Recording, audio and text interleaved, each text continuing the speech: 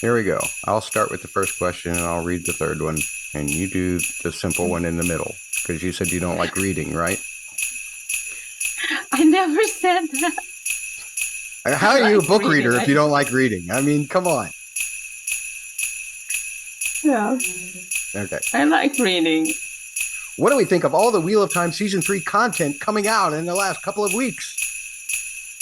What did you think of it all? And why is everyone except Moiraine, Land, and Lanfear woefully neglected in this Season 3 trailer?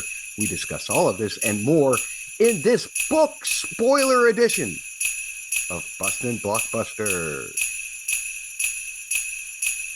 Welcome, everybody. I'm Matt, as usual, blasting into your ears as I speak, as I usually do. I am all excited because we have a whole bunch of Wheel of Time Season 3 content in the last couple of weeks. The first couple of weeks of December really is when it started happening, and we're recording this coming up on Christmas. You're probably getting this somewhere a little bit before Christmas. We may be doing this podcast in two separate episodes because we have just so much to talk about.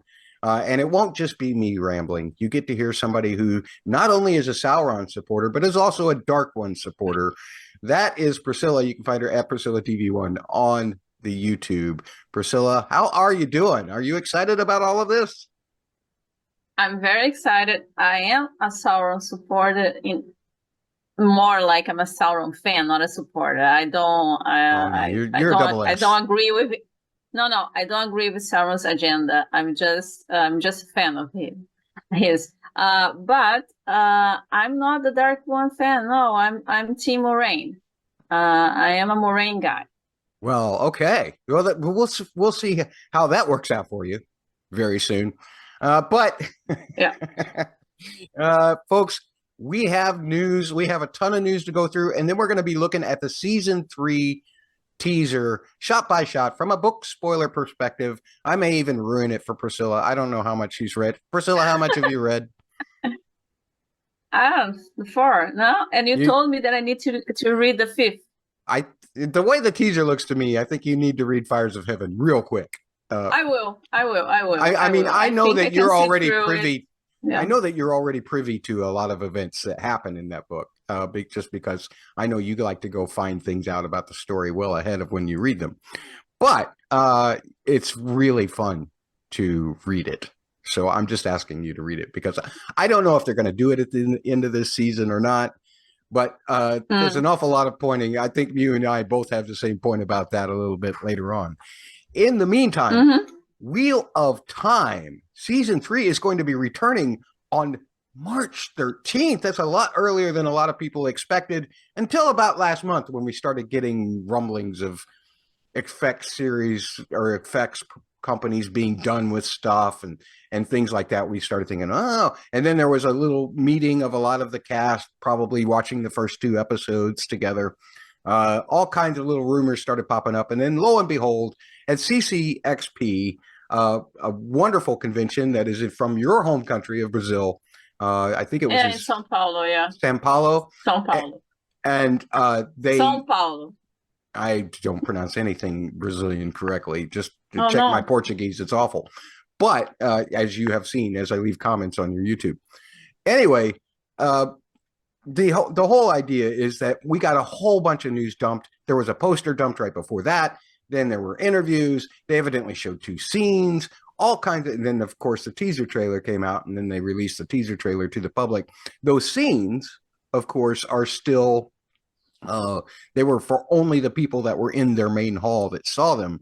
But a podcast from your home country did have access to those scenes and actually tweeted out a bunch of them. So we're going to be going through that, and then we'll break this the teaser trailer down. So again, a long episode, maybe 2 episodes, folks. We'll just have to see how long this goes. IMDb has 3 episodes listed for the release date of March 13th, which has been kind of customary for them to do with Wheel of Time, at least a minimum of 2, sometimes 3, and it looks like it's going to be 3 this time.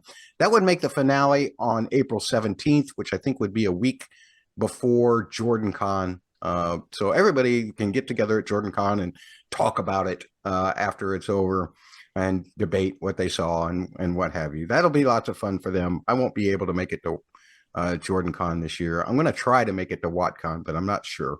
It will depend on my schedule. But because the date is the 13th, that's kind of a Thursday, but I'm assuming that they mean Thursday evenings into Friday morning. So you'll be watching it with breakfast. I'll be watching it with dinner. And then we'll get together on Fridays and we'll record a podcast episode about it, hopefully with Bubba with us as well. He's been very swamped with his main job, which is not running the YouTube channel. His main job's much more important than that. I know. He only does the YouTube channel for an extra million or so to put in his pocket every month. He's got another main job that pays him way more than that. So we'll be recording podcast. I think the first week we'll probably only cover the first 2 episodes, and then the second week we'll be caught up with episode 3 and episode 4 in that fashion, because it's just too much stuff to take in and be able to discuss. I'd rather delay it like that. I know that you folks might out there that are listening or watching might rather have us do the whole thing, but I don't know how much time I'm going to have right now, given the way that my schedule is. So we'll just have to work with it there. In the meantime, you're going to be able to find all of this stuff on the Double P Media YouTube. We want you to be sure to check that out. Bubba's on a drive to get 10,000 subscribers. He's over 9,000 now. We've got to get him over to 10,000 so that I can make him do an a cappella version of the Only Murders in the Building theme. That's what we're going to do. I'm going to make him do it. I'm going to produce it. And typically people tend to like my a cappella stuff. So not everybody, but most people tend to. So I'm gonna try and help Bubba out there with some production help while he does it. You can always contact us. We really want to know what you think about all of this content drop. You can contact me at matthewmurdoch.bsky.social. That's on Blue Sky. After January 1st, 2025, I'm no longer on Twitter. Well, I'll keep the accounts open, but I will not be active on any of them. That's good. That's good. Matt's audioblog at gmail.com, MATTS audioblog at gmail.com is also how you can contact me. And you can still find me on Twitter until January 1st at BustBlockbuster. That's the way to find me there. Double P Media, they've just taken the handle Double PHQ and spread it across everywhere, except maybe OnlyFans. Not sure if that's Bubba's handle on OnlyFans or not, because I don't go there, so I don't really know. Maybe it is, but you can check it and see. But at the word double, the letters PHQ across all social medias, Instagram, Threads, Blue Sky, Twitter, Facebook, all of that stuff. You can find them there. And the YouTube channel, where you need to hit the subscribe button so that I can make Bubba do the acapella. The YouTube channel is Double P Media. That's youtube.com/at the word double, the letter P, the word media. Priscilla, I have a question for you. Are you going to be covering the Wheel of Time separately on your own channel this year? Yes. The only thing, usually I post the review or my thoughts on the episode on the same day. Since I will be also having a full-time job at the time. So, and I think I will be able to watch the episodes just dinner time, actually, not in the morning. So it might be Saturdays. So I like every Saturday after the episode, I will post 10 minutes, 20 minutes, or whatever on my YouTube video, on my YouTube channel, and I will be with you, of course. Same schedule, I think. I'm going to be so cheated because I used to be able to watch your YouTube presentation before we would talk, and then I could ask you many leading questions. I won't be able to do that this year. I won't be able to do that this year. Yeah, but Matt, I need money. YouTube doesn't, like, Bubba is not paying me anymore. He's paying you 3 times as much as he's paying me. Yeah, no, but I had to find a job. It's not enough.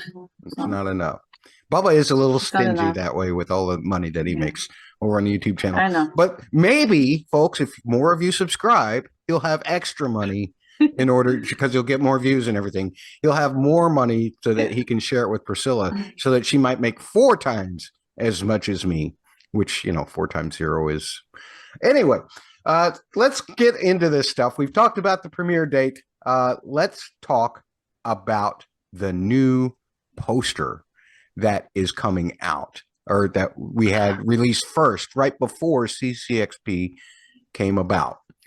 Here is the poster. Can you see that, Priscilla? Okay. Yes, I can. All right. So beautiful. It is a beautiful poster. It's one of the best posters I think that they've had so far of all of the seasons. Yeah. The marketing team's really done a wonderful job here. You've got Rand. He's holding Moiraine. They are emerging from a place. She looks passed out. They're emerging from a place where there are a bunch of spears. It's sandy. The caption reads, "Wheel of Time is blazing a new path for fantasy on television." Who is it that says that? Oh, Vulture. That quote is probably 6 months old.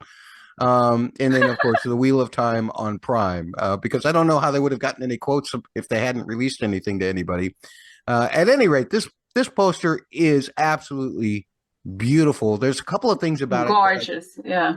I'd like to point out that Rand has his tattoos as he walks out of here. So we know that this is him emerging from Rhuidean.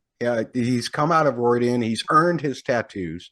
And we're going to see those tattoos in other sequences too, like where Couladin forges his tattoos, that bad person.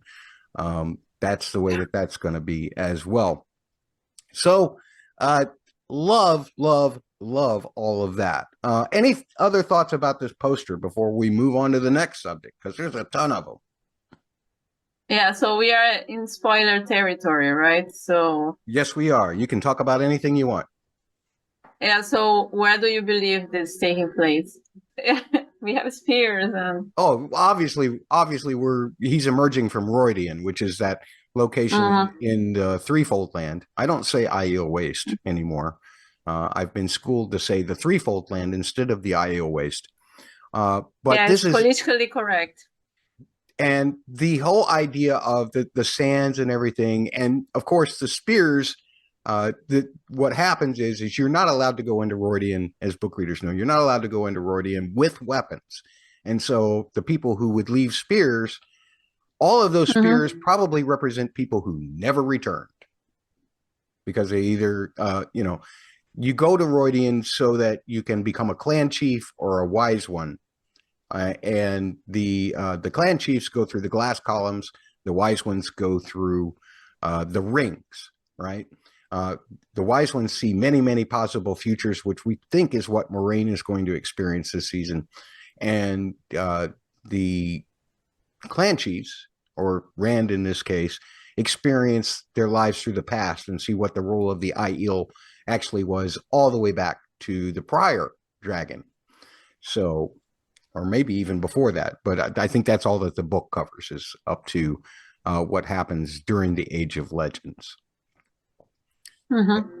So I love this. I love this poster. It's beautiful, and I've done enough mansplaining about it, I suppose. Any other thoughts? No, it's just that I can't wait until we have this. And that one thing, just to get it going, that I noticed, and I think I'm not the only one, obviously, is that in the image that we are going to see, and they did that also in the other seasons, we have a lot of like things that appear to be dreams, or like what could be, or whatever. And I think season 2 we have like with the whole thing with Nynaeve and her test.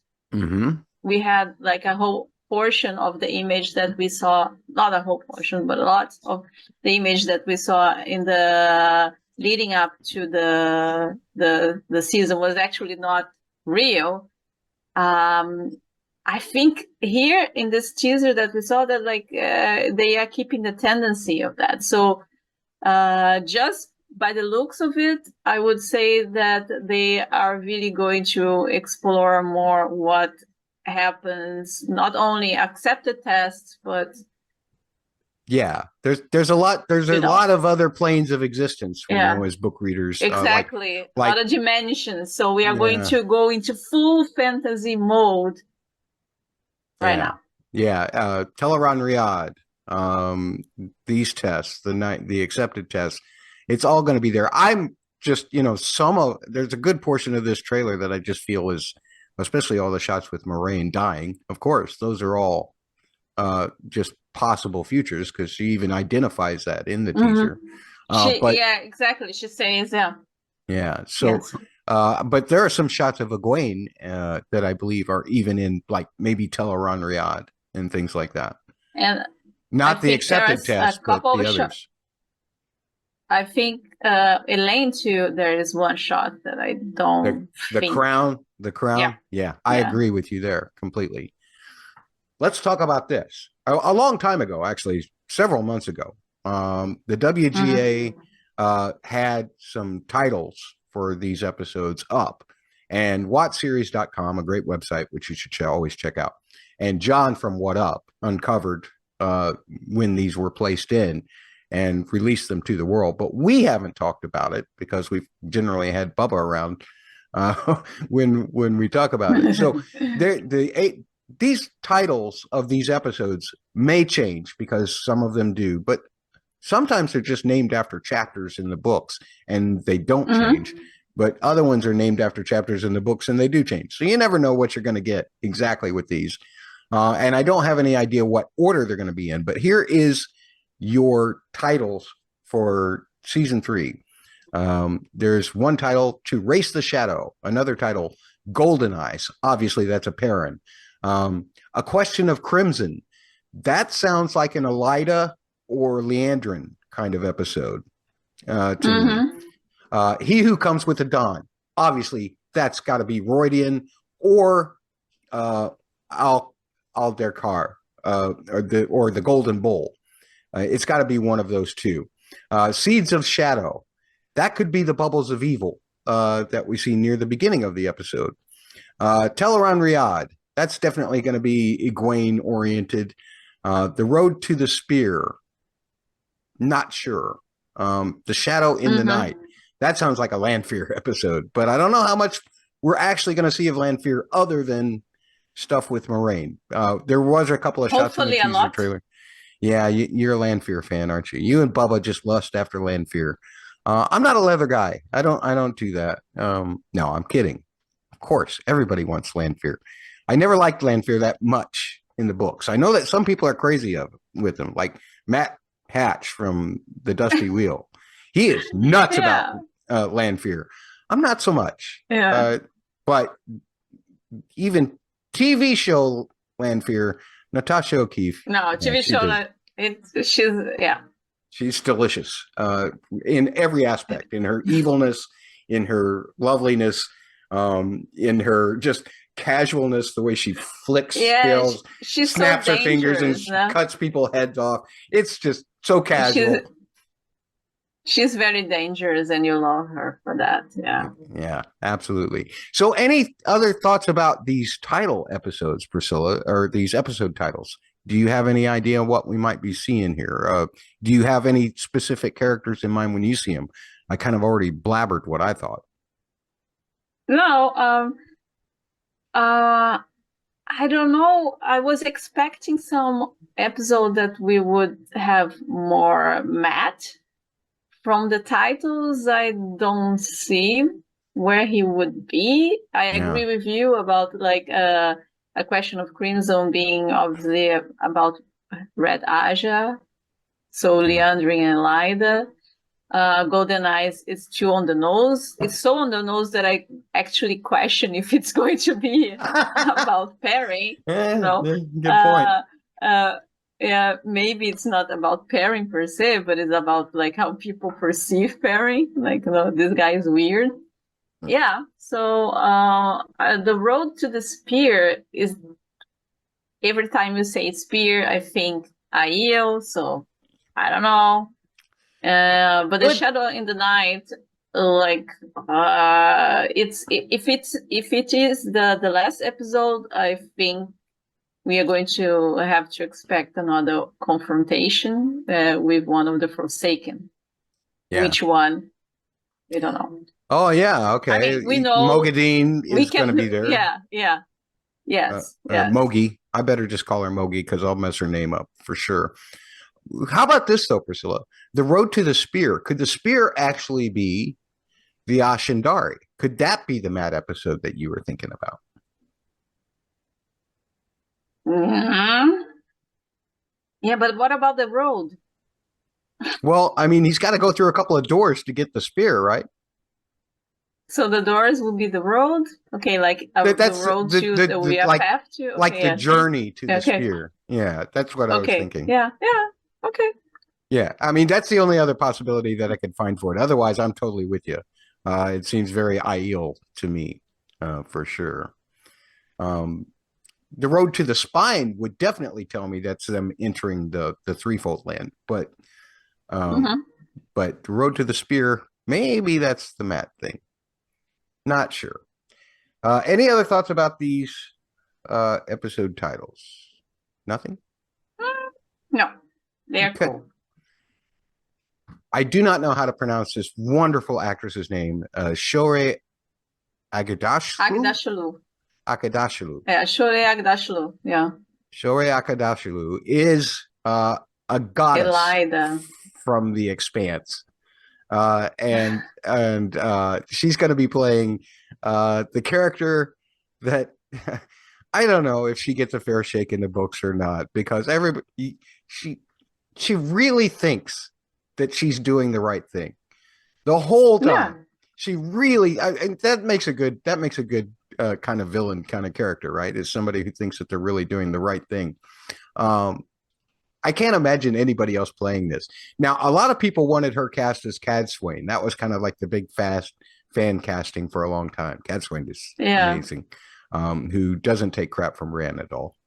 And turns out that she's got some really wild things about her as well, which I know it's full book spoilers, but I kind of I don't think Priscilla's there yet. So I'm not there yet. Yeah. Anyway, a lot of people wanted her to be Cadsuane. But Rafe came out a couple of years ago and said, actually, I have somebody else in mind for her. And she actually said, yeah, I'm interested. And we all guessed that if it wasn't going to be Cadsuane, then it was going to be Elayne. So everybody was right. Give yourself a pat on the back, fandom. You had this nailed. And they've been talking about it all through the filming. And now they finally got news officially from the Wheel of Time press. So it's wonderful news. Elayne. What do you think of Elayne so far that you've read? God. Yeah, I mean, this whole thing about the villains thinking that they are actually the heroes of the story, right? This is all about point of view, but you can always say that like it's also like a person has to have some idea that what this person is doing is not 100% correctly, but then he goes into this mindset. It's justified. What is justified? I personally like my villains to actually be kind of bullshit, being like, okay, yeah, I'm doing this. I'm all for myself. I'm doing this. Like the other people are the fool ones. If they believe me, I like this kind of villain that is really selfish. A villain that is kind of doing for the good reasons is a little bit hard. To me, it's a little bit hard to digest. But I think for actors, it's better. So I'm expecting great things here. Excellent. Me too. Shohreh's never failed anybody in portraying any role, so this should be she's amazing. Yeah. That was voice. Where the official. I love her voice. Yeah. The official casting came through actually in the bottom of a press release. And the press release also included this, and Deadline quoted it. I want to make sure to give them the proper credit. In season 3, threats against the light are multiplying. The White Tower stands divided. That's the sort, a light is right there. The Black Aja run free. That's Liandrin and her gang going to Tanjiko and getting schooled by Mogideon, by Mogi. Old enemies return to the two rivers. That would be the White Cloaks and Trollocs. And the remaining Forsaken are in hot pursuit of the dragon. So I guess that's lanfear. I don't know. Including lanfear. Yeah, including lanfear. Yeah. So I don't know if they do Mogi in Tanjiko. I don't know what she's doing there because Rand's not going to be anywhere near there. Well, none of them are going to be able to find Rand because he's in the Threefold Land. But who else other than Mogi and lanfear? Will we get a Samael? Will we get Grendel? Will we get any of these other Forsaken? So are we going to get Elayne's, are we going to get Endor at all? Because then there is one there, right? So right, and I've heard not all Forsakens there not getting interested. They're all interested in Rand, but they are not all they have different missions, right? So one goes here, another goes there. So my question would be, how many plots are we going to have that include Forsaken? So maybe they're going to, one is here, one is there, one is that, what is happening in the books. So I would assume that. Here, I think here they're saying the Forsaken are in hot pursuit of the dragon. So maybe they're changing that. Maybe everybody's really behind getting after Rand. Yeah. And it seems pretty likely that they have reduced the number of Forsaken to 8 from 13. For sure, because of the seals from season 2, and I have no problem with that. It also looks like they're reducing the clan, the number of Aiel clans down to about 8, which makes for a good balance. So I like that. Let's see, including lanfear, whose relationship with Rand will mark a crucial choice between light and dark for them both. Interesting. Now, lanfear looked like she was trying to do light things, but then she got threatened by Mogi that she wasn't going to do that no more. So in the television show. So we'll have to see. Obviously, Moiraine's going to be a problem for lanfear, which is why Moiraine sees so many futures where lanfear's getting at her in the trailer. All of this stuff is just wild. As the ties to his past begin to unravel, this is obviously from Meridian, and his corrupted power grows stronger, Rand becomes increasingly unrecognizable to his closest allies, Moiraine and Egwene. Now, this is great because the actor who played Lews Therin in all of the flashbacks said he had not done any filming for season 3, but he had done remote work. So are we going to hear Lews Therin's voice in Rand's head? Yeah. That's going to be great. I'm going to love that. But that's what that little bit of the press thing says. Yeah, but there is lanfear and Rand, they are going to have this meeting, which is we can speak about later, but it's just that's the thing with me, Matt. I have to say, I forget a lot of stuff because that's my mind, but the really creepy stuff, it goes straight to my brain and stays there. So every time Jordan he's writing something creepy or some of the characters is doing something creepy, I was like, oh my god, this is so. And lanfear and Rand is they together when they are interacting together, it's so creepy. So I imagine that we are going to play out this dialogue from the books in the series, and if this happens, I will die screaming because there is a part of it that Rand actually speaks with Lews Therin exactly what Lews Therin would say to lanfear, and it's not a good thing. And lanfear was like, It's you. Like he's basically telling her that she's crazy and that he hates her, and she gets so excited and so happy about it. It's you. I know you're inside this guy. It's and true. I'm dying for this moment. I swear to God, I'm dying. Excellent. Well, here's the thing where I feel like Fires of Heaven might come into play. These powerful women, referring to Moiraine and Egwene, who started the series as teacher and student, must now work together to prevent the dragon from turning to the dark, no matter the cost. No matter the cost. Door, baby. Now, will they do the door? I don't know. Will they do it in some other way? I don't know. Will it, if they do any of it, will it be the end of season 3? Of course. If they're going to do it in season 3 at all, it's not going to happen before the finale. You don't have Moiraine falling through a door in episode 5. But Ruidian may be episode 4. And here's why. Here's why. At the Omelette stage at CCXP, Josha said that they are all together in the beginning of season 3. Based on everything in the teaser, it looks like it's going to be Tar Valon instead of Falme, but it could be Falme. You never know. They're going to return to Tar Valon. Yeah. And Josha said also that episode 4 is really big for Rand. So that has to be the Ruidian episode, right? What is the name of episode 4 again? Well, we don't know what the name is. We don't know. Yeah, it's true. But my guess would be it would either be He Who Comes with the Dawn, or oh gosh, I don't know what the other. Yeah. The Road to the Spear. The Road to the Spear. Maybe. Okay. Other things that would help us. The warrior. Yeah.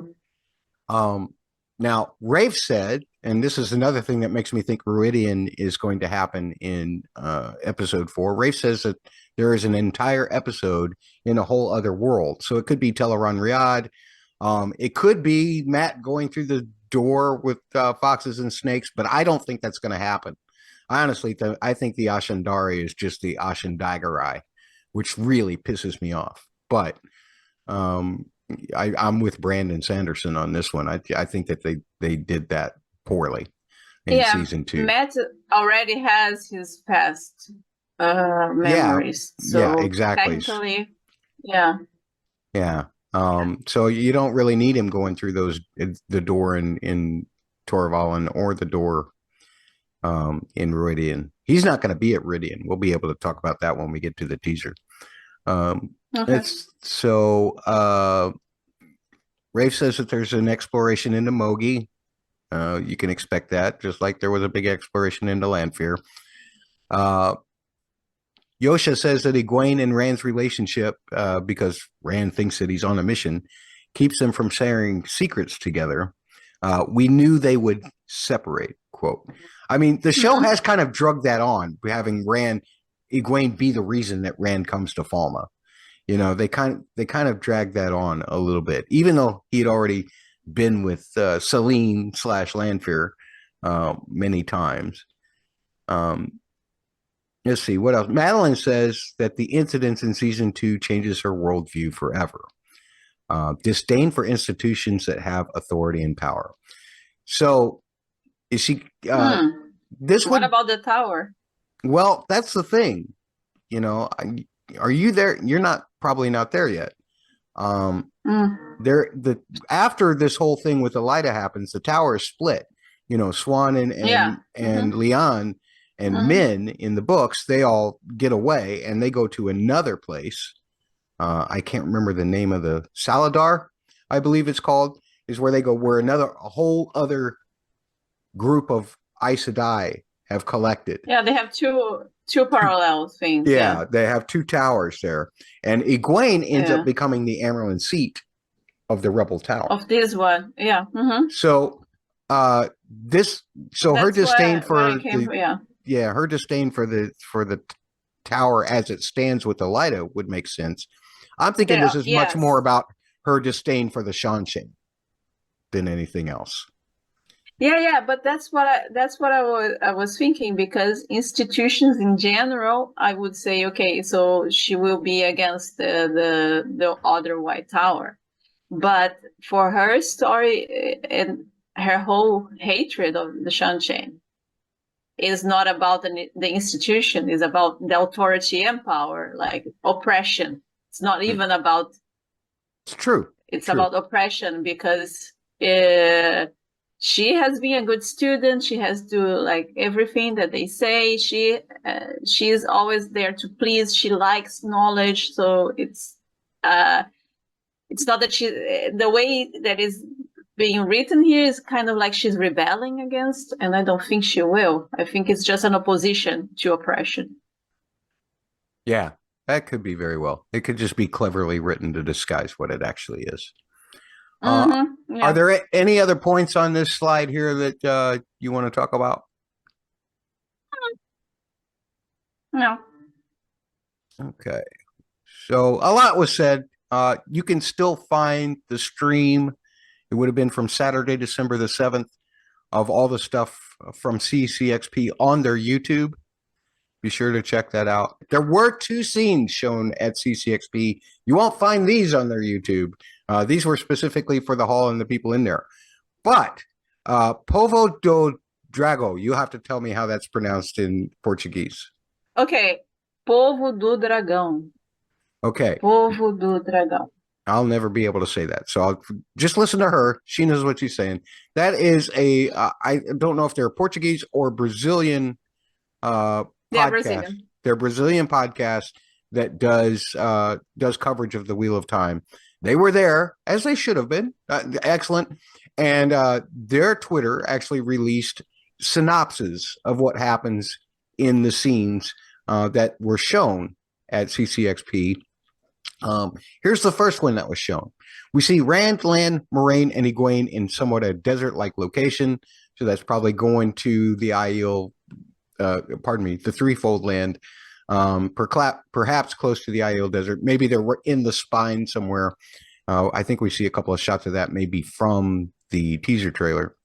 But there was still plenty of vegetation in the area. So that may be in those mountains. The men practice with the sword. Okay, so that's like part of the whole thing that we saw in the teaser trailer, that one shot of Rand and Lan doing some training. Lan asks what happened, but Rand just looks in the other's direction and continues training. Don't know what that's about. In the distance, Moiraine talks about a wound on Egwene's neck that has not yet healed, despite the healing being applied there. And I don't know if it's Moiraine asking if it's self-harm or something like that, or if this is the person who wrote the tweet just speculating, but they said self-harm perhaps. I think it's just has to do with the Idam and all, I think the fact that she used the Idam in the way that she did may have permanently affected her. Yeah, if we remember, like when she was like attacking the other, it was also hurting her. Yeah, it was hurting her as well, because she was feeling the same thing that the other was feeling. Right. And this self-harm, perhaps it's like they are just asking themselves. It's just speculation. Like, yeah, that's true. The Aes Sedai then talks about Rand's deteriorating mind each time he channels, but Egwene doesn't seem pleased about this. Maybe doesn't seem concerned about this. I'm not sure if that translation's correct or not. No, it's not pleased in this sense. Is like satisfied. She's not satisfied with the explanation. Oh, she's not satisfied with the explanation. Okay. Yeah. Because like Moiraine is saying that every time he's channeling, if that's what I understand, every time he's channeling, there is like he's getting a little bit more unhinged. And Egwene is not satisfied with the either the explanation or the where she's coming from with this conversation? You know, like she's just pleased with the conversation where this conversation is leading towards. So the way they are phrasing here, it's like you can understand both ways. It's like ambiguous in Portuguese too. Either she's not pleased with the explanation that Moiraine is coming about, and she thinks, okay, it's not the channeling, it's something else. This is Rand. He's like that. He's a fuckboy. That's what he is. You don't know him. Or everybody hates Rand. Or Egwene is not comfortable talking about Rand in this sense. Oh, okay. Yeah. Okay. That gives it proper context. Now we know. Thank you. The next scene. You're welcome. There are many, many things happening. In fact, I've got 2 slides on this because it's so long. We are at the doors of the White Tower, where an audience with the Amyrlin will soon take place. Several Aes Sedai are gathered outside, and Liandrin and the voters of the Red Aja are preparing to enter the premises when they are stopped by Liane, who only allows Liandrin to enter, claiming that only one voter is needed in the hall. So, reluctantly, Liandrin enters as Siuan is announced. Liandrin begins to accuse Siuan regarding the events of last season, I guess the whole debacle with Rand. Yeah. But I remember last season when we were discussing, like, we speculated on that, like that the fall of the tower would be regarding Siuan and how she acted. True. Except I don't think that this is the fall of the tower. Everything went to shit. No, but that's what we were speculating because you had like the princess of Andor disappearing. You have Siuan actually leaving the tower behind and going to confront and try to get the dragon, and then getting kind of obliterated there. So it was kind of like a mess. It was so we were speculation. That is the beginning of the end of Siuan. Like they are going to challenge her because she showed weakness there. True. Okay. So she's accused Siuan regarding the events of last season, to which the Amyrlin responds and accuses Liandrin of being able to break the 3 oaths, as she is from the Black Aja. And the proof of this is the witness brought there to the hearing, who is Nynaeve. Of course, Nynaeve, after all that talk in the ways, knew that Liandrin is Black Aja, who Liandrin kidnapped and handed over to the Sunshan. She enters the hall looking somewhat concerned. Siuan and the Aes Sedai channel toward Liandrin to stop her and begin to wound her. Wow. But the Red One fights back and summons the other members of the Black Aja hidden among the voters to help her. Then begins an insane clash between the channelers, with Alanna and Liane defending the Amyrlin against the Dark Sisters, while plots are triggered, Aes Sedai are cut in half, columns of the hall are destroyed, and chaos ensues. Siuan keeps the weave on Liandrin. It seems more like she's burning than the red just stopping her. When she's hit by a rock and faints. So Siuan is hit by a rock and faints, I guess. Nynaeve is in the background. She tries to channel, but as usual, she's blocked and she can't help. Of course, that's Nynaeve. But she's not hit. I like this podcast. I like the way he's putting things. Or she. We see Moiraine in the streets of Tar Valon looking at the White Tower at that moment. Probably another shot that we saw from the teaser trailer. And we see an explosion coming from there. And this person put, disclaimer, considering these reports are from memory, so some of the detail may have been lost. Yeah. Now, I think that's an excellent summary, to be perfectly honest. Right down to the whole, of course Nynaeve can't. Of course Nynaeve is blocked. She can't. Of course. Because that's what I need. Yeah, I love it. She's useless. Yeah, all she can do is pull on her damn braid, and that's it. But I love this because the shot that we saw of Moiraine and Tar Valon in the teaser seems to be probably from this scene. This is, of course, Rafe has referred to this scene already in some press stuff, saying, the opening is kind of like just this crazy shredding of channelers. So this is it. I can't hardly wait. Yeah, and then we saw. I want this now. Yeah. And then we see the continuation of it in the teaser trailer as well between Alanna and Liandrin. So this is kind of the prelude to all of that, I think. Just amazing, just absolutely crazy. I can't wait to see this. And it's probably, I'm betting that this is going to be very close to the opening of the season. And I bet that they do Egwene and Elayne, because they're going to want to send them to go after the Black Aja. They're going to do their accepted tests real quick. That may all be in the first episode, for all I know. Because they got to get things moving quickly. But then Egwene's going to have to go with Rand. Well, we'll talk about it as we get to the teaser, because she's the timeline is a bit. Well, for this, the thing is that if she has to already be an accepted before she goes with Rand and Moiraine to the Aiel Waste. If she's with them when they're on their way to the Waste, she has to already be an accepted by then. And I think it'll be after Elayne and Nynaeve, or Elayne and Egwene are accepted, and Nynaeve and Elayne go to Tanchico pursuing the Black Aja, and Egwene goes the other way with Rand. It'll be after that when Elida will come in and wipe the floor. Sweep everything out. So it's just going to be a crazy season at the Tower.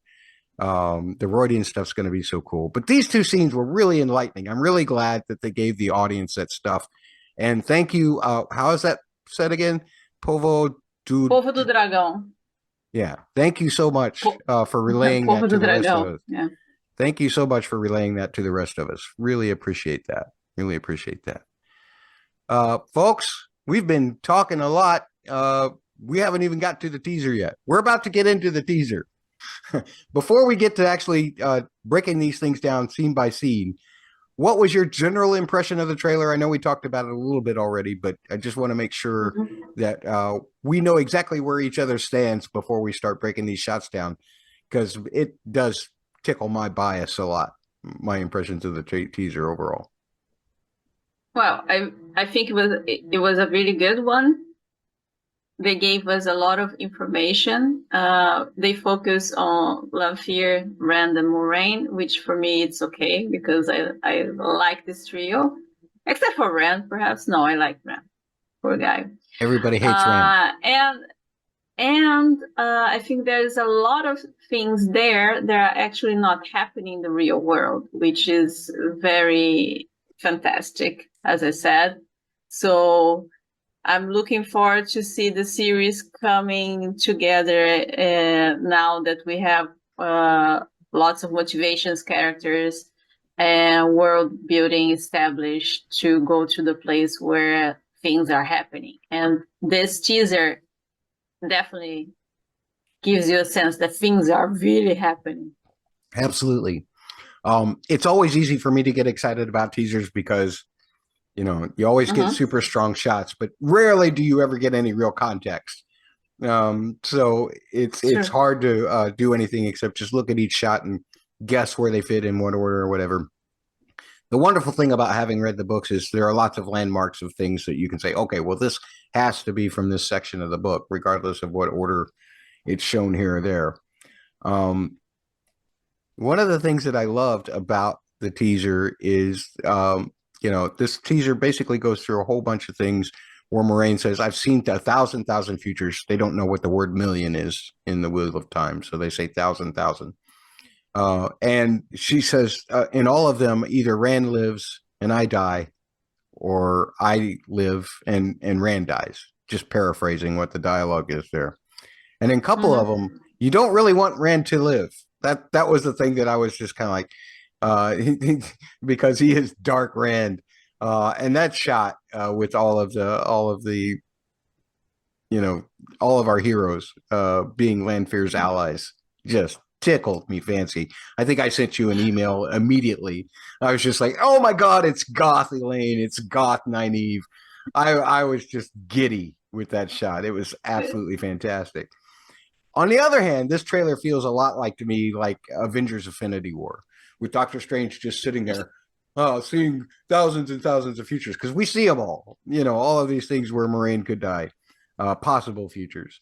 So my question is, at the end of this season, are we going to get Moiraine holding one finger up, looking at land, saying, one shot, just the same way that Doctor Strange did to Tony Stark? And no, probably let's not hope that. And then she runs through the door with lanfear. Yeah, then she runs through the door with, I have this one chance, and pushes lanfear through the door and follows in herself. I don't think that's going to happen. I gave the trailer a 9.5. I love it. It's fantastic. It's absolutely fantastic. It's very good. Excited. The only thing that pulled it down for me is need more Mat. Well, two things. Need more Mat, need more Nynaeve. I want to see Nynaeve getting blocked. Of course. Being blocked. She was like, ah. I want to see her go, just struggling, trying to channel, not being able to do it. That pained look on her face, like when Leandrin did her up before. Nynaeve is the Jean Grey of this. Because in the X-Men TV series, when I was a child, I was like 11 or whatever when they had this, and every time Jean Grey would do her power, she would faint afterwards. And I remember me as a child, why is this woman even trying? It's just like the same with Nynaeve. But wait a minute, because in this storyline, I'm assuming that they're going to get to the point where, to defeat Mogi, she's going to capture her just the same way that she does in the books. So we're gonna see powered up Nynaeve, which is why I was hoping we would get more of her in the trailer, but we didn't. And also, like, stress seems to affect her differently. Like in the first season, the stress of seeing her crush almost die made her kill everybody. Right. In that cave. But in the second season, like the stress of trying to help Egwene be rescued, and Elayne paralyzed her. So now she's paralyzed again. So then the next time that she's in a stress situation, by way of what the series is established, that she is going to go overpowered. So every time she goes overpowered, she has to, the next time that she's stressed, she gets to get blocked. True. That's my theory, guys. Right on. Well, let's talk about this first shot again. We've got several people that we know, several people that we don't. I'm going to zoom in here a little bit, because it looks like, of course, Rand in the center. Looks like Moiraine to his left wearing a really cool hat. Love that hat. She looks amazing, I have to say. Yeah. And they all look amazing from the back. And I'm Brazilian. I like to look people in the back. So. On the backside, you're purveyor of the backside of people. So yes. What we're hoping as book readers is that the gentleman to Rand's right is Rhuarc, the clan chief. We are hoping that that's Rhuarc. You can see Lan kind of in behind them. I believe that's Aviendha to his right. Aviendha, that's Aviendha. Now, that's her body type. The question is, are these guys Shane? Are these the Aiel servants on either side of those, on the left and right?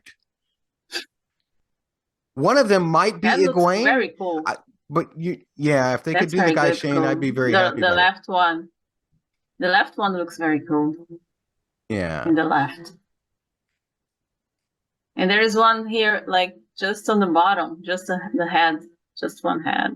So suppose it's like one of the red shirts.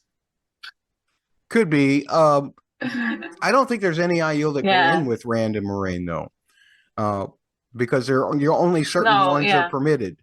But I'm just trying. If Egwene is with the group, why isn't she here? Is she in one of these other outfits?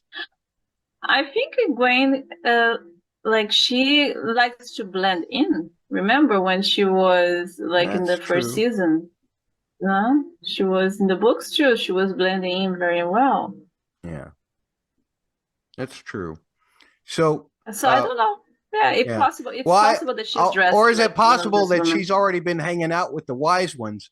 Remember, she kind of not really a Gai'shain, but she kind of becomes a trainee for a while without going into Rhuidean. They actually start to train her about Teleran Riyadh before. I don't think she ever goes into Rhuidean herself. So there may not be any reason for her to be here, but they also Egwene natural talent is being a dreamer, right? Right. So this is like very dear to the Aiel. So yeah, as I said, Egwene, she likes to blend in. I can see that she goes there and she starts dressing like them and talking like them and like learning from them. So she could be like one of those two, as you said. Right. Now the other thought, or we are going crazy here, or we are going crazy and they are not important at all. Maybe that's one of the cool things about seeing how a television show adapts everything. It's easy to complain about it, but it's also kind of cool to just think, well, why did they do that, and find decent reasons why. Although you wouldn't have, given the way that I ranted and everything during our adaptation special with Bubba, people probably don't think that I'm much of a fan of adaptation at all. No, and every word from every book. I don't understand, because you were shocked when I placed the Lord of the Rings, the Rings of Power, as I'm not like lower on the tier list, but it was because we are talking about adaptations, and like while it adapts the feeling of Tolkien Wells is not that faithful. So that's what I took that we were talking about. I think Wheel of Time is kind of like, it changed a lot, but it's like it's faithful to the backbone. So that's because it's like it's very hard for you to look at the image, transport to what you saw in the book, what you read in the book, and like, I think this is what's going on. And then you go there and it's like, no, yeah, they were not important at all. And I was thinking this woman is Egwene and she's just a red shirt. But that, as you said, that's the fun part. It's true. That is the fun part. These women could be, I guess they'd have to be women if they were wise ones. They could be male or female if they were Gai'shain. Just don't know who that is on the left. It's just a person. Half of these people won't have names. Just Aiel number 2. So yeah. Anything else about this shot? I think that this will happen either at the end of episode 3, if the Rhuidean episode is Rand's big episode, and that is episode 4, like he said at CCXP. Then this might be them just getting there, the end of 3 or the beginning of 4. I have 2 observations. One, I love Moraine's hat. She continues to be a fashion icon. And 2, Rand is the only one without a hat because he's special. And he's like, everybody's trying to protect themselves from sun or whatever, and they have hats, but Rand, it's not for him. He says, no, I don't need this. Everybody else is hooded. And he doesn't even have any hair to cover up his head. Yeah. He's still got his short hair there. Yeah. And yeah. Oh, poor Moiraine. Poor baby. Moraine's upside down. She's got sand all over her face. Is she upside down or is she falling? Her hair is kind of flowy. This is probably her either experiencing the rings when she goes into Rhuidean and all of the alternate futures, or her coming out of there. Or it could be her falling through a door. I doubt it. Because the sand is the same as when Rand is carrying her. This blue light, it always brings you back to a world of dreams, dreaming, fantasy. Every time they put this blue light in like fiction, especially in Wheel of Time, it's something like that is not real. Okay. Or I'm going crazy. That's also an option. Always. Everything that we speak from now on, it's either we are right or we are crazy. Because it's speculation.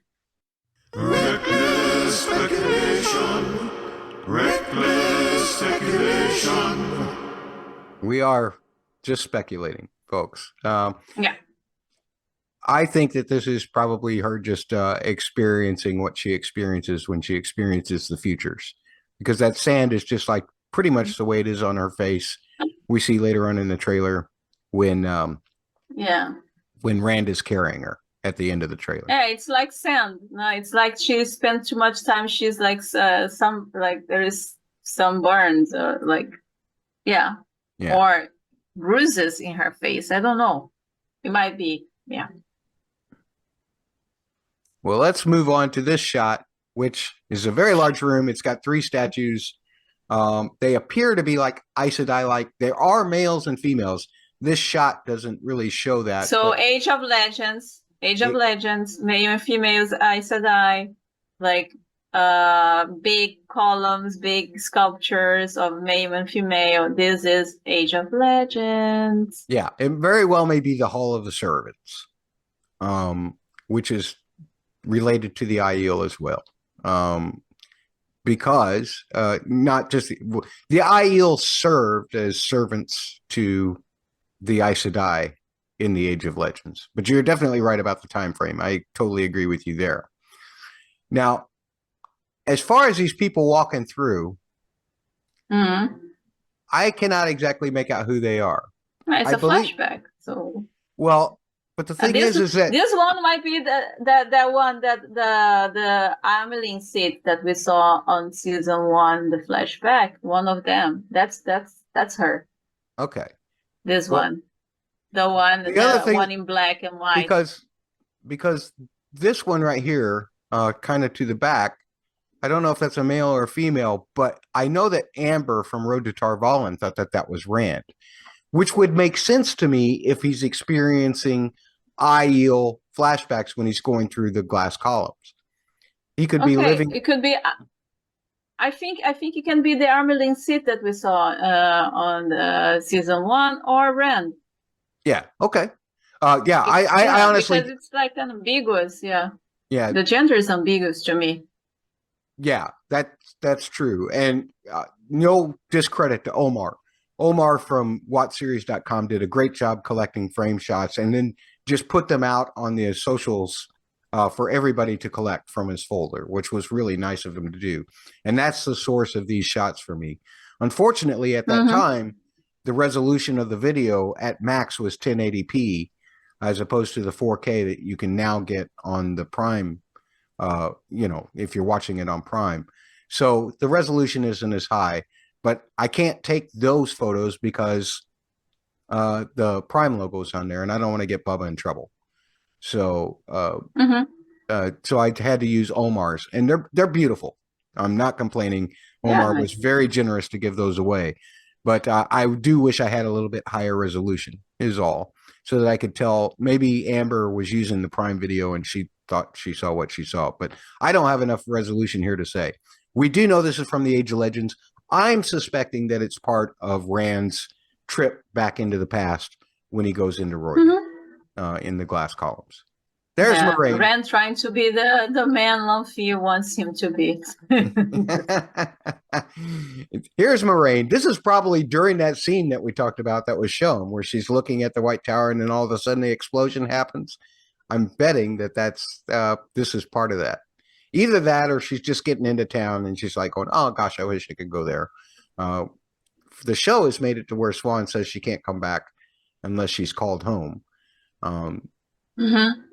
But if they were all in Falma, if they were all in Falma together, I'm sure she said, okay, Egwene, Elayne, Nynaeve, you have to go back to the tower.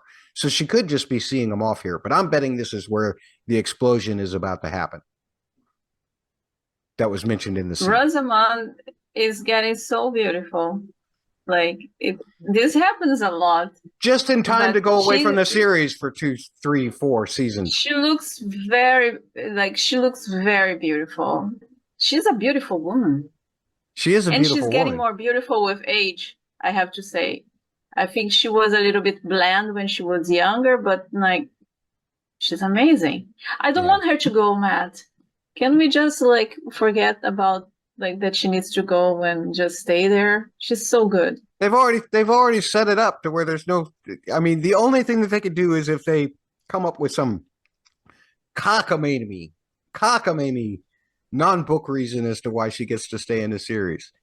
I can't imagine them asking her. She's already starting. She's going to do a play this summer. Yeah. I think that she's done. I think that they've filmed Moiraine's end for now.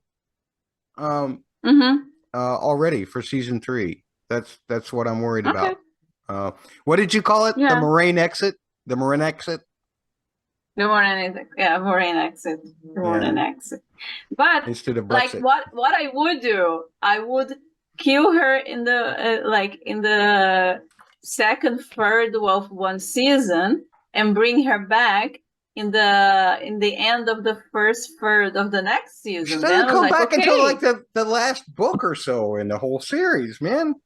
Hey, Matt, I said I would do it. That's how I would do it. Okay? It's my fantasy.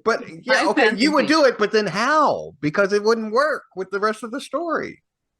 Of course not. But who cares? I would This is my way. I would get Moiraine. Yeah, I would get Moiraine. I would get Rosamund Pike with her. Like, all right. Yeah. Also, as the shot continues, you can't really see it in this still. But as the shot continues, Lan is coming out the door or something there. So he peed somewhere. He just returned from peeing. He found a tree. He found a tree to pee on. Exactly. So this shot, can you just skip it? Otherwise, let's just skip it. Otherwise, I'm just going to draw, like start drooling here. Just go ahead. Let's not comment on it. Just go, please. Yeah, this is Rand. This is Rand. He's got Age of Legends clothing on as an Aiel. He's living the life of his ancestor. He's living the life of his ancestor who was serving during the Age of Legends. That's what my guess is right there. I don't think there's any other guess to have. The hair is different. The eyes are beautiful. The lips still are kissable. Josha looking gorgeous. Just can you please skip this? I'm serious. Like I'm a married woman and I cannot look at this face and not. Well, what about Lan? Now see here, we're to Lan on the next shot, and he's looking really mad. You know why? Because he's in the desert. There's no tree to pee on. There is no trees. And how am I? He's looking at Moiraine very angrily. How am I supposed to pee on a tree when there are no trees? That's exactly what he's. Honestly, if you are in the desert, you need to pee. Otherwise, your kidneys will fail. So he just has to say to the people, "Can you turn around, people? I need to go." Yeah. So this, because of the color of the sand, it's very white, right? Yeah. So I think that this is actually at the Golden Bowl. I think this is right before Rand and Couladin go down to dispute who is the actual Carakan. But who do you think? Why does he look so angry? Because somebody is challenging Rand? Because challenging him? What do you think is happening? Or he's just like, I'm disgusted by what I'm about to do. What do you think? Generally, when does Lan not look pissed? Lan looks pissed all. The only time he smiles is when Moiraine heats up his bath, and when Nynaeve's around. And neither of those things are happening out here in the desert. So yeah, that's a pretty typical Lan expression right there to me. But my bet is that he's looking at Couladin, who is also coming up on the bowl to challenge Rand for. Okay. That's my guess. Okay. It's either that, because it doesn't look like it's gotta be the bowl, because it's not the same shot as them doing the sword training. There is another shot where he looks kind of mean, where I think he's doing the sword training with Rand. But I don't think it's the same location. You complain about the Rand not being sword trained by Lan. So the show finally did it. A season too late. But they did it. I'll give them credit for doing it. Liandrin. This is Tanchico. Has to be Tanchico. She probably her and other black because of the dresses, or the dresses, the architecture. It just looks It just reeks Tanchico to me. And because there's a shot it's with where her, she's from, right? yeah, and well, there's a shot with her and Mogadine in the same location later, and we know that the whole Mogadine thing with Liandrin happens in Tanchico. So that's what I'm putting together there. Lovely look at those costumes. They're so good. Amazing. They're just, man, Gilliam's just amazing at costuming. I love it. And the little I love her. veil. I love how you see her ring full display. Like, yeah. love it. Which means this might be all of the Black Ajas getting together. Maybe they don't know why they've been called, and then Mogadine comes in and compels them to do whatever. Elayne looks so beautiful but so sad. So I think this is not real. Okay, you think this is not real? It is Elayne. She's putting on the rose crown, which is the the ancestral crown of Andor, right? Or is it the? Yeah, but what? Well, look, are we going to get more gays or not? Do you have any news about it? Yes, I do. Olivia Williams was cast as Morghese. So if you cast Olivia Williams, you're not casting her for a cameo. So you're casting her as a. Or are you? Is Olivia Williams affordable enough? Can you afford Olivia Williams for more than just a cameo? The problem that I have with this, and why I agree with you that this is part of the acceptance test, is that I can't. If they're going to do any more gays, that's odd. The Succession storyline goes on and on and on. I don't necessarily want that to be brought to screen, but I also don't want it completely ignored. And to do this would completely ignore it. And then you still have to have Elayne go do the thing at Tanchico. So, because she's here obviously in Tar Valon. So there's no way that she's going to get the crown and not go to Andor, right?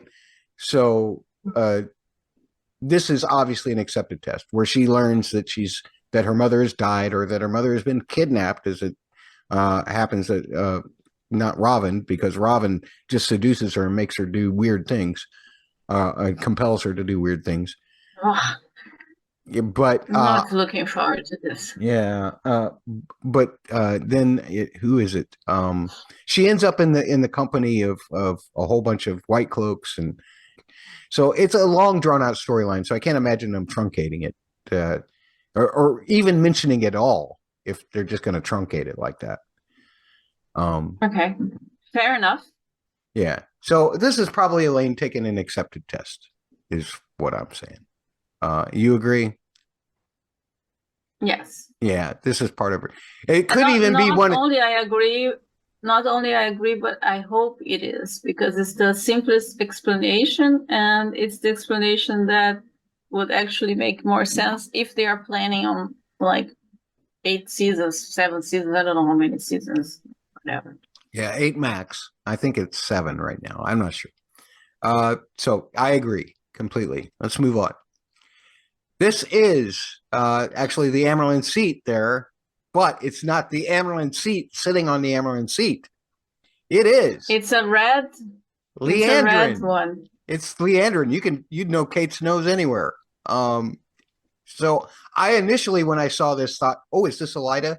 But no, they're not. They're not going to put Shory in the teaser trailer. Not until after they announce her casting. So it's Liandrin. And this is lanfear. And it's lanfear sitting on the bench there to your right. So my guess is Liandrin has no business on that throne there, right? So my guess is this is a dream. Liandrin's having a dream of her being the Amyrlin seat.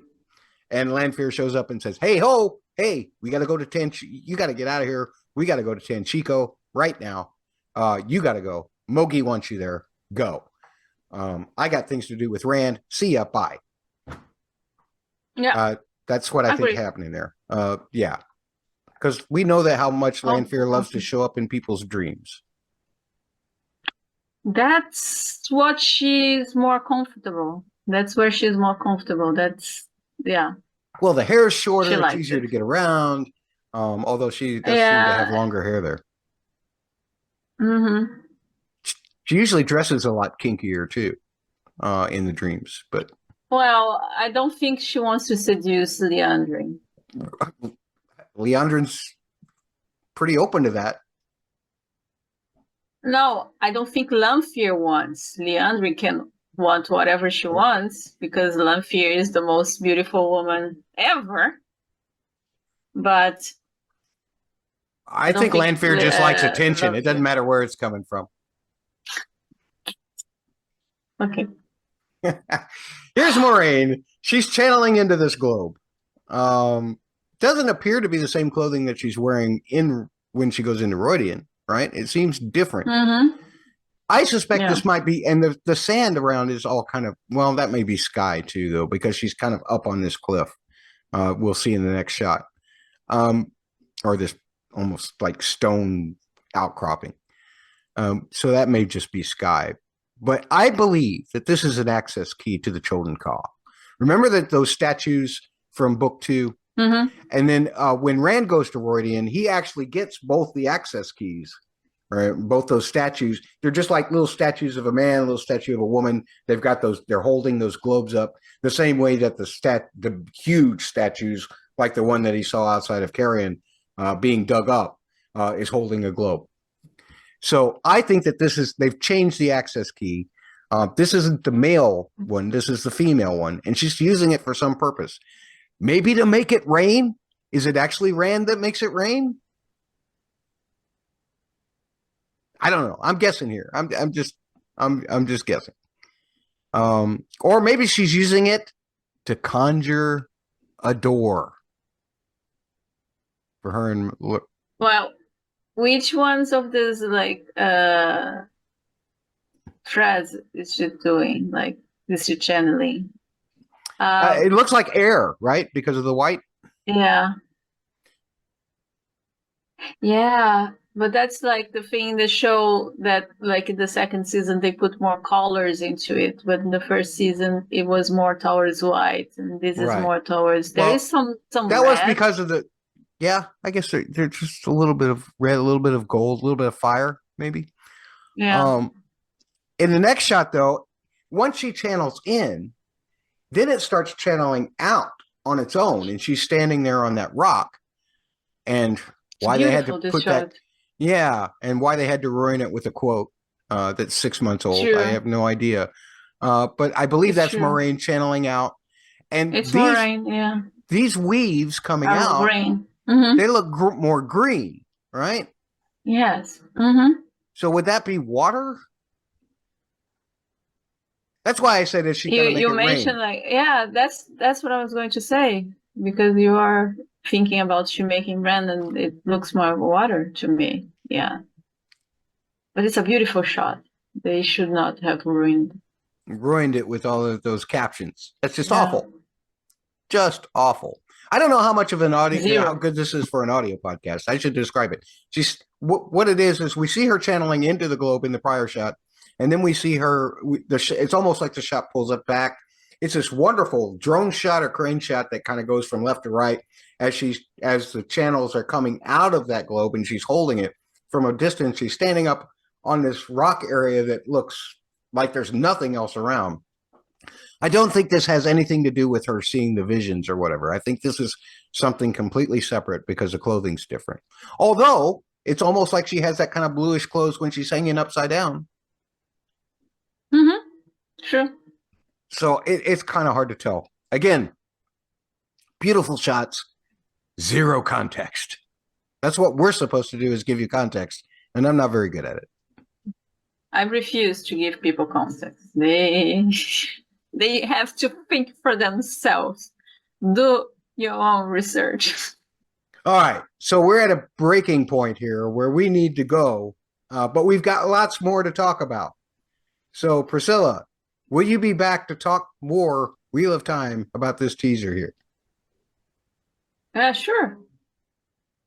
Matthew Murdoch .bluesky or .bsky.social on the Blue Sky, at BusBlockbuster on the site formerly known as Twitter until January 1st.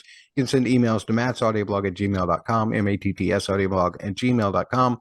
Send posts on all social medias at the word double, the letters PHQ, every site except probably OnlyFans, although you might want to check there too. And it always gets Priscilla when I say that.